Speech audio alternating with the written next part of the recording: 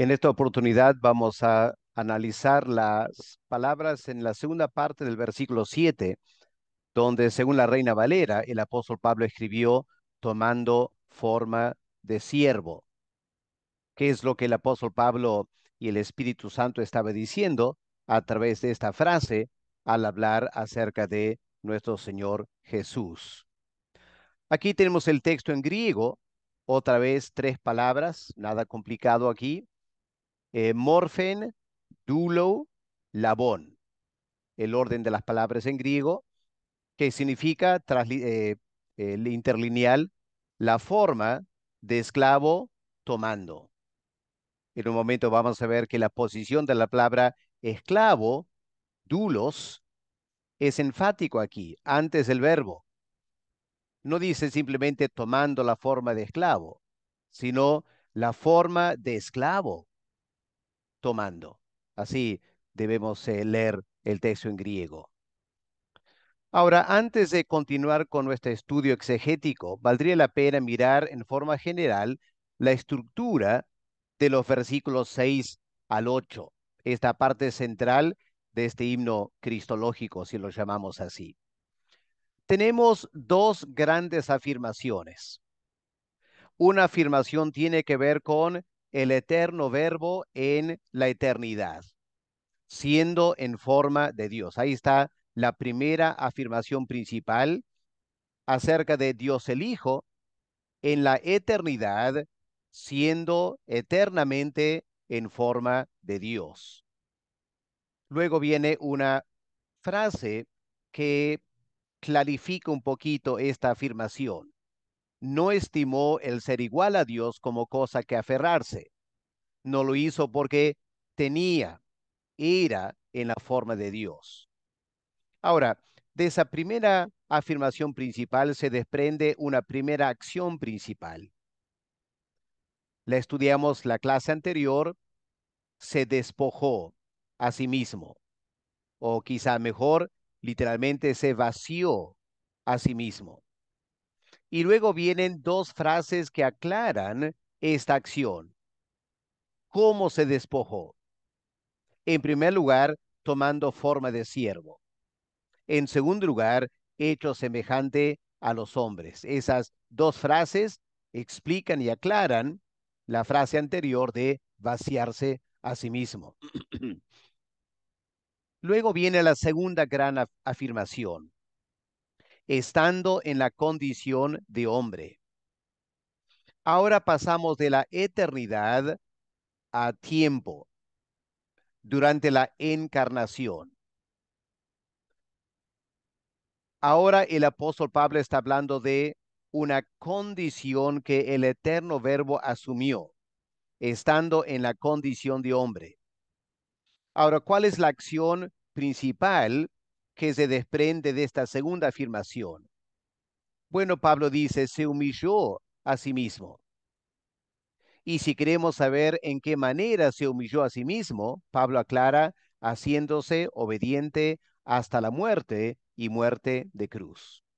Así que tenemos aquí este análisis estructural, dos afirmaciones principales, una de la eternidad, otro del tiempo, y dos acciones principales. La primera, se vació a sí mismo. La segunda, se humilló a sí mismo. Obviamente debemos entender esto como algo descendiente. En primer lugar, de tener o estar en la forma de Dios, entre comillas, se rebajó en la encarnación despojándose o vaciándose a sí mismo. Y luego, por decirlo así, no contento con solo vaciarse de la forma de Dios, ahora teniendo la forma de siervo, se vació más todavía. Aún como siervo, se humilló a sí mismo, siendo obediente hasta la muerte en la cruz. Realmente lo que Pablo dice aquí es espectacular, tremendamente profundo. Y aunque Pablo no está haciendo cristología, tenemos mucho que reflexionar de estas palabras. Empecemos ahora con la exégesis. El verbo tomando, la primera palabra en griego, o perdón, el verbo principal en griego, que es la tercera palabra. En este caso, en el texto original, la palabra en griego es el participio auristo. Por eso se traduce con tomando. Esas últimas letras ando indica que es un participio, es un auristo, indica una acción puntual. ¿Ya? El Señor tomó, tomando en un momento dado la forma de siervo. Ahora, viene del verbo lambano en griego, que significa tomar o recibir. Él tomó la forma de siervo, recibió para sí mismo la forma de siervo. Ahora, este verbo lambano, tomar o recibir, marca un contraste con el verbo huparjon en versículo 6, que habla de siendo en forma de Dios. También es un participio. Así que traten de captar esta diferencia, este enorme contraste. El Señor en la eternidad, siendo eternamente en la forma de Dios. Ahí es el tiempo presente, participio presente, siendo eternamente forma de Dios. Ahora tomó una decisión, una acción, otra vez un participio, pero auristo, tomando. Así que tenemos que notar este gran contraste entre siendo lo que el eterno Hijo de Dios era eternamente por naturaleza, lo que era propio suyo, y ahora un verbo que marca un cambio en la condición. Él ahora recibe o toma. De esa manera se da un cambio en el eterno verbo de Dios que desde la eternidad no había cambiado jamás, siendo en forma de Dios. Así que ese contraste es importante notar aquí en la exégesis. Ahora, la palabra morfe. El Hijo de Dios, que era o existía eternamente en la morfe, la forma de Dios, lo que Pablo dice es que en un momento dado vino a tomar otra morfe. Y vaya a ver qué morfe tomó ahora. De lo divino, siendo en morfe de Dios, ahora tomó la morfe de un esclavo. Ya hemos estudiado la palabra morfe, que apunta a algo intrínseco en la persona. No es simplemente algo externo, provisional, es algo fundamental. El Señor tomó la morfe de un esclavo. Pero el verbo lambano indica que el eterno Hijo de Dios no lo hizo por obligación. El Padre no le torció el brazo, no le obligó, no fue algo hecho bajo obligación. Lo tomó, lo recibió voluntariamente. Este cambio de morfe, de la morfe divina a la morfe de esclavo. Ahora, obviamente habrá que entender bien cómo se relacionan estas dos morfes.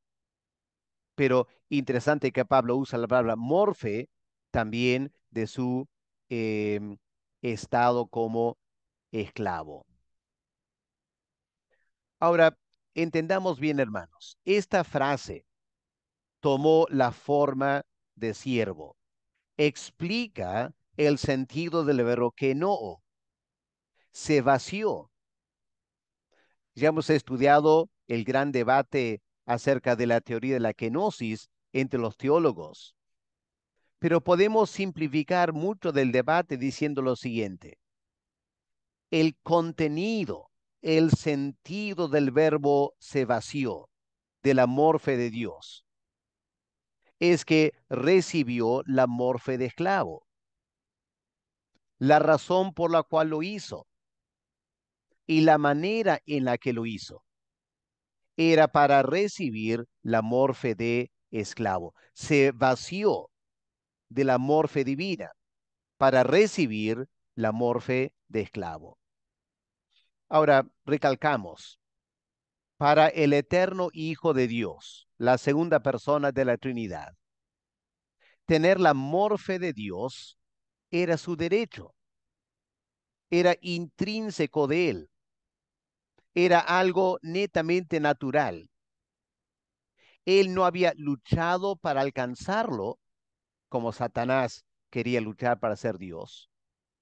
No era algo que él tenía que reclamar, dame mis derechos. No, lo era eternamente. Estaba en esa condición de la morfe de Dios. Ahora, para recibir la morfe de esclavo, Cristo, el verbo, tuvo que tomar una decisión, tuvo que hacer algo, hubo un movimiento en el eterno verbo. Para ser en la forma de Dios, no tuvo que hacer nada o decidir nada o hacer nada. Pero para tomar la forma de siervo, tuvo que tomar una decisión. Y la decisión fue vaciarse de la forma de Dios para asumir la forma de esclavo. Ahora, comentaristas han notado aquí el uso del auristo en el verbo lambano, tomar o recibir. Lo que tenemos que recalcar es lo siguiente. No debemos interpretar el uso del auristo aquí como apuntando a algo que ocurrió antes de la kenosis. Algunos traducen el auristo como un pasado, habiendo tomado la forma de siervo, como si eso anticipó la kenosis. No, el auristo indica que fue algo contemporáneo con la kenosis. Él tomó la decisión de vaciarse y esa decisión de vaciarse coincidió con tomar forma de siervo. No eran dos acciones separadas, eran una y la misma decisión. Se vació tomando forma de siervo, tomó forma de siervo vaciándose. ¿Ok? Captemos entonces cómo el auristo debe ser interpretado aquí. Ahora, ¿qué de la palabra morfe? Ya hemos estudiado el término morfe, así que no es necesario repetir la exégesis. Si les hace falta, vuelvan a em, la clase 4, creo que fue, cuando estudiamos la palabra morfe. Suficiente es decir que la palabra apunta a cualidades inherentes en ser un esclavo, ¿ok? Cualidades inherentes, intrínsecas de ser un esclavo. En otras palabras, Pablo no está diciendo que cuando Cristo estuvo en la tierra, él actuó el papel de un esclavo. No, no fue eso. Tampoco fue que el eterno verbo adoptó ciertas características de un esclavo. No, lo que Pablo está diciendo es que se hizo esclavo, tomó la morfe de esclavo.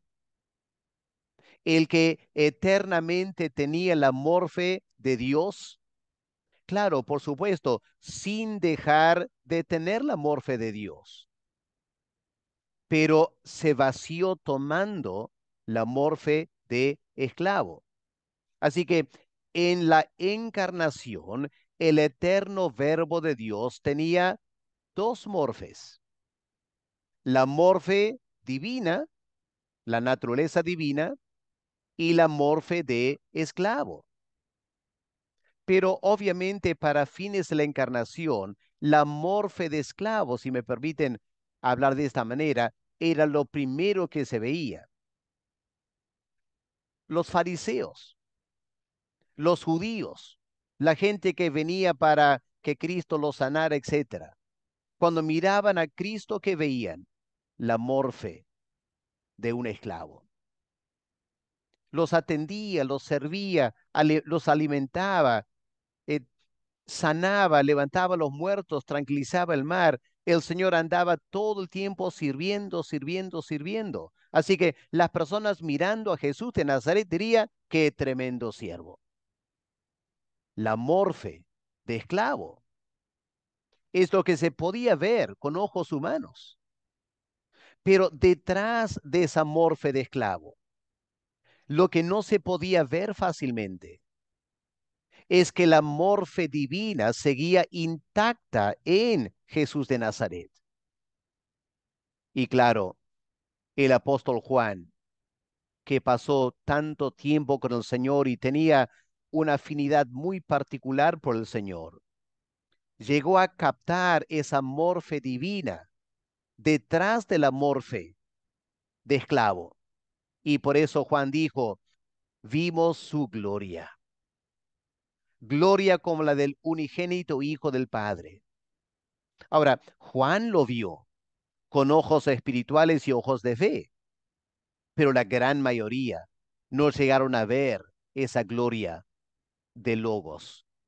Obviamente, los fariseos y los líderes judíos jamás habrían crucificado a Cristo si pudieron ver esa morfe divina, esa gloria de Dios en Jesús de Nazaret. De igual modo, los romanos, Poncio Pilato, jamás habría crucificado a Cristo de ver esa morfe divina. Lo que ellos vieron fue la morfe de esclavo. Y esto fue el acto de vaciarse del eterno verbo. Él se vació, es decir, por un tiempo veló su morfe divina y dejó notar la morfe de esclavo patentemente aquí en la tierra. Claro, el apóstol Pablo tiene intereses pastorales aquí. Él quiere animar a Evodia y a Sintique y a los creyentes en Filipos a hacer exactamente eso, diciendo, Evodia, no importa quién tú eres, no importa cuánta experiencia tienes o qué cargo ministerial tienes, no importa esa morfe que tú tienes como líder. Mira el ejemplo de Cristo, teniendo la morfe, siendo la morfe de Dios, él asumió la morfe de esclavo. Estaba dispuesto a que la gente lo vea, lo trate como esclavo. Evodia, Sintique, creyentes en Filipos, hagan ustedes exactamente lo mismo. A eso apunta esta enseñanza del apóstol Pablo. Pero recalquemos, hermanos, cuando el eterno verbo en la encarnación se hizo esclavo, la palabra morfe indica algo importante. Escuchen bien. Se hizo esclavo con la misma totalidad de que era divino desde la eternidad. Por eso Pablo usa la palabra morfe para ambas cosas, siendo eternamente la morfe de Dios, la totalidad de todo lo que Dios es. Y ahora él tomó la morfe de esclavo, la totalidad de lo que un esclavo es. Qué profundo es esto, ¿no es cierto, hermanos? Por amor a nosotros, los pecadores, el que tenía eternamente la morfe de Dios, tomó la totalidad de la morfe de esclavo al vivir aquí en la tierra y entregar su vida por nosotros.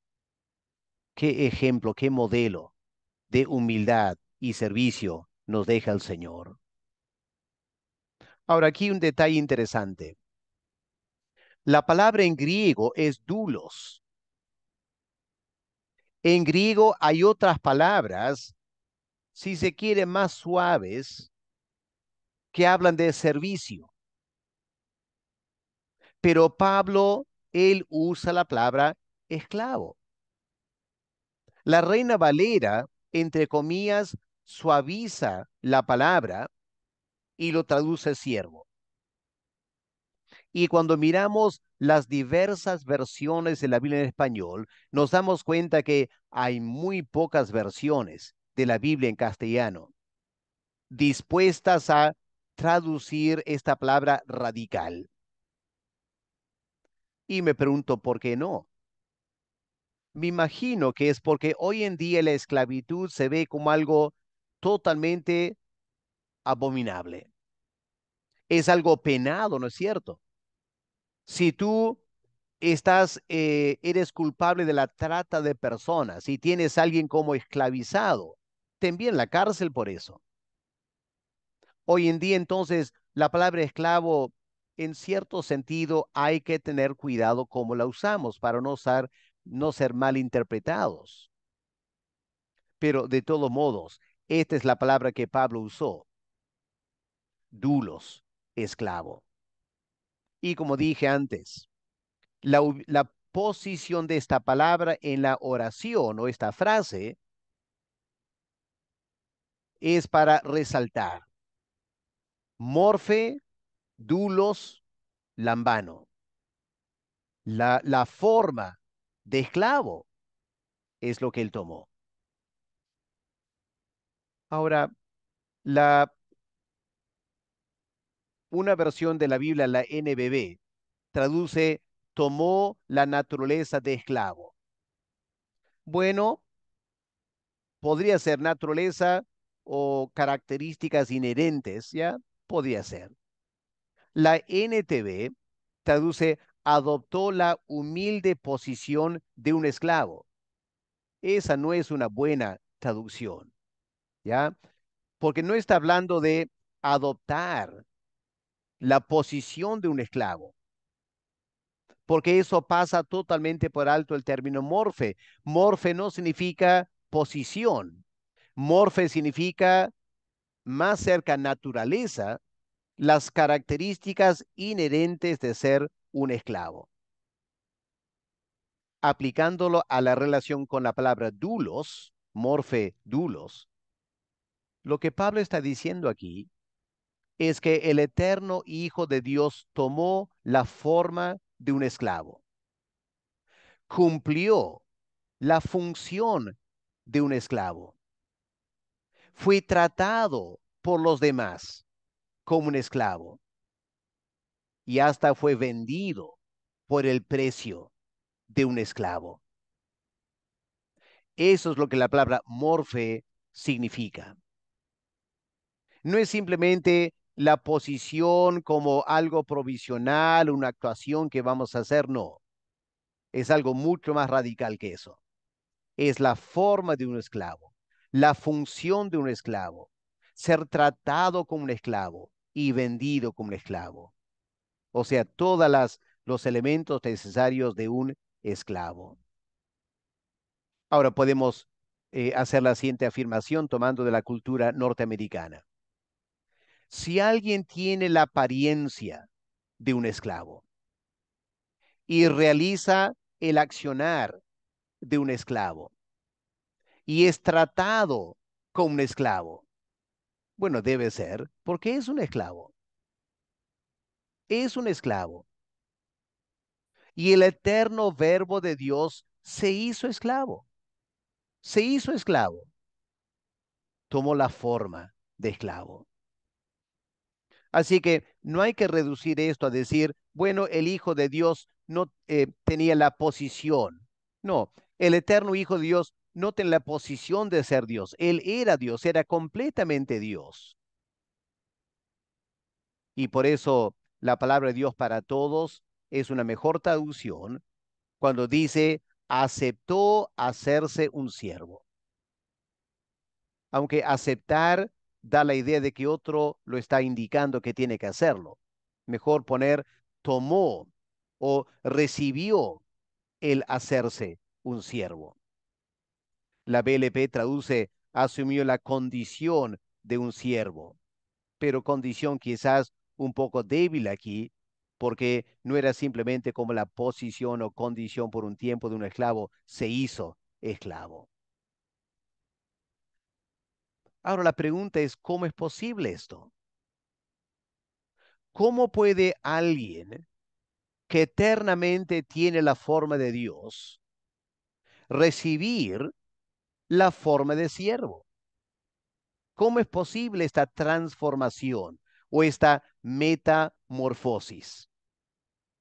Bueno, las frases que siguen en versículo 7 y versículo 8 explican cómo se logró y lo vamos a ir estudiando en las siguientes clases.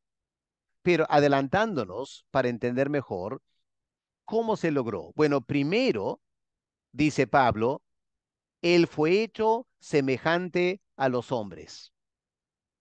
El eterno verbo se hizo semejante a los hombres. Ahora, el ser humano que es frente a Dios, el ser humano es un siervo de Dios. El ser humano es un esclavo de Dios. Dios es nuestro dueño.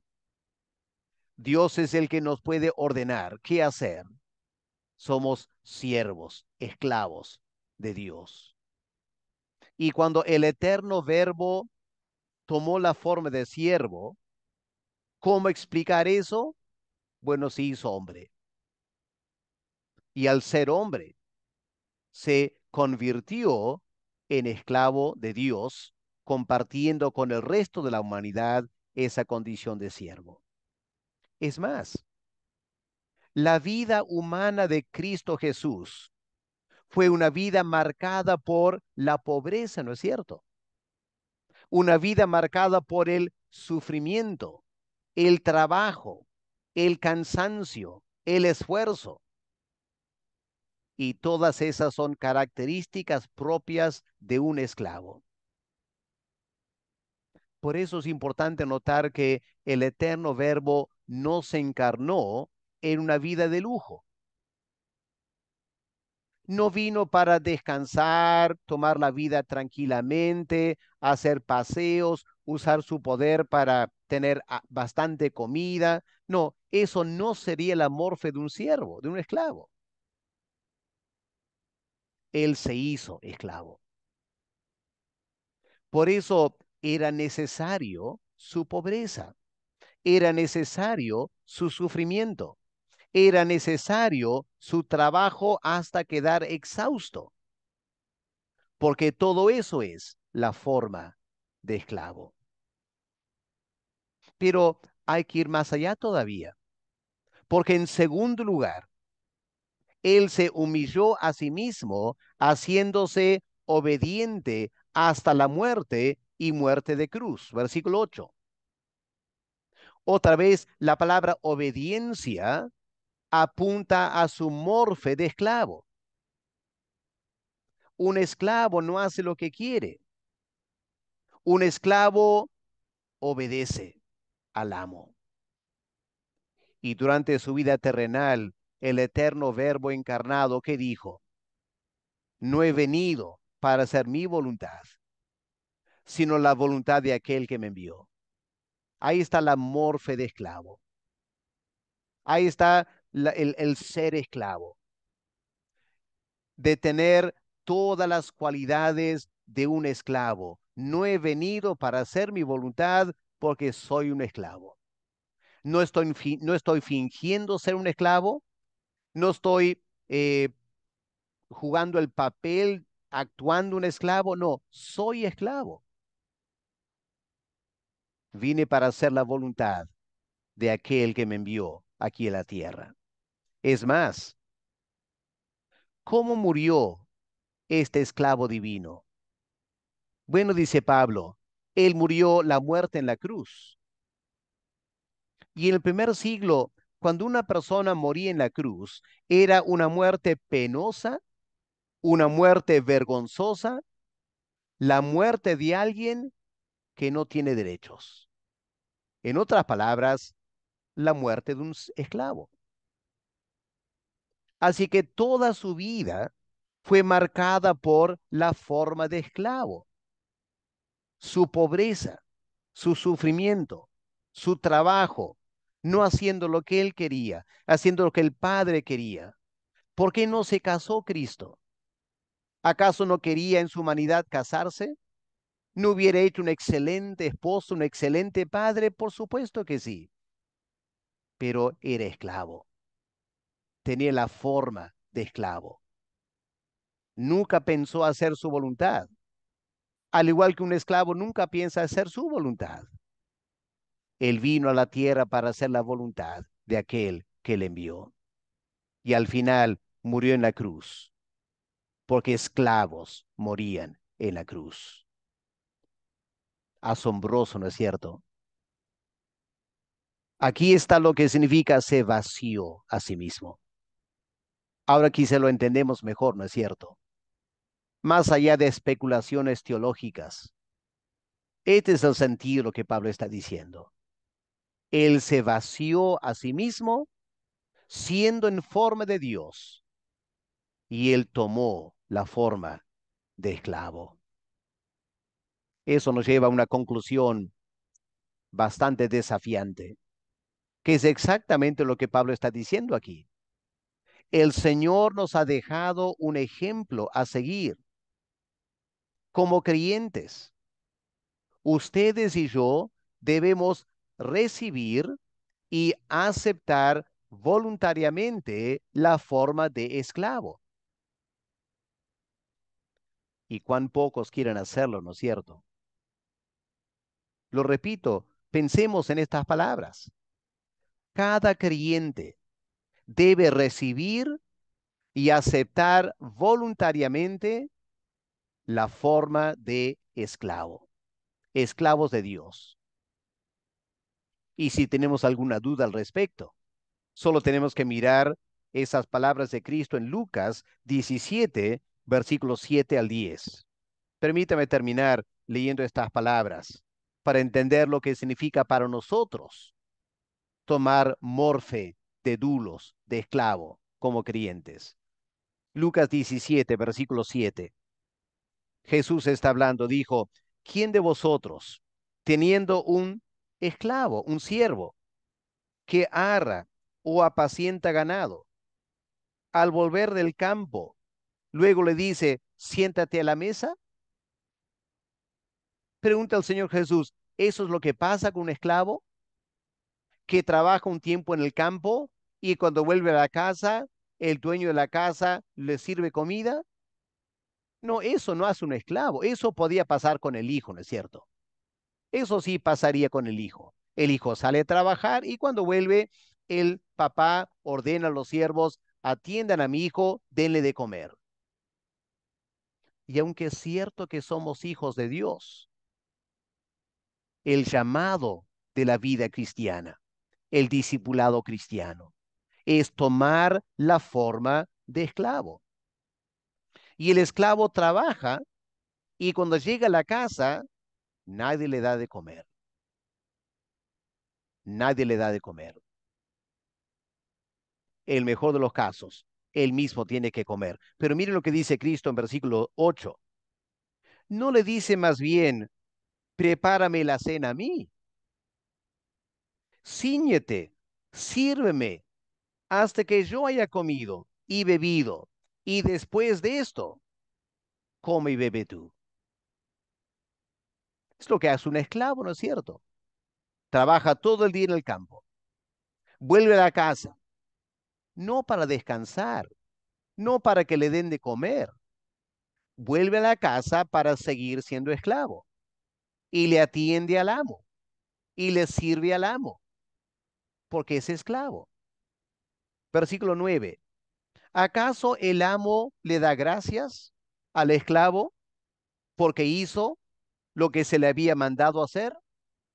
Pienso que no, dijo el Señor, porque es esclavo. Si fuera hijo, le daríamos gracias, pero esclavo no recibe gracias. Y miren lo que Cristo dice en versículo 10. Así también ustedes, cuando hayan hecho todo lo que se os ha ordenado, digan, esclavos inútiles somos, pues lo que debimos hacer es lo que hemos hecho. Lo que debimos hacer.